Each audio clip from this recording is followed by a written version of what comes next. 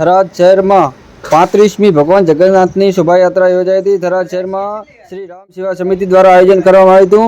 ભગવાન જગન્નાથની 35મી શોભાયાત્રા રામજી મંદિરથી પ્રસ્થાન પામી હતી, જેમાં ભગવાન જગન્નાથની જવાહર ચોક, મોચી બજાર, જૈન દેરાસર, કાજીવાસ, જૂનીગંજ બજાર, મહાલક્ષ્મી મંદિર, જૂની નગરપાલિકા, બળિયા હનુમાનજી મંદિરથી ને પરત ફરી હતી। શોભાયાત્રામાં બેન્ડ વાજા, ઘોડા, બગ્ગી, નાસિક ઢોલ, ડીજે જેવા વિવિધ આકર્ષણો સામેલ હતા।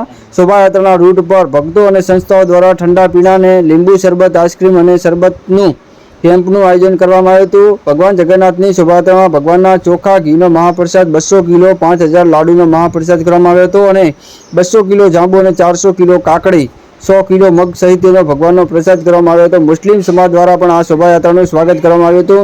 ચુસ્ત પોલીસ બંદોબસ્ત, શાંતિપૂર્ણ વાતાવરણમાં યાત્રા દરમિયાન શાંતિ અને ચુસ્ત પોલીસ બંદોબસ્તમાં ભગવાન જગન્નાથ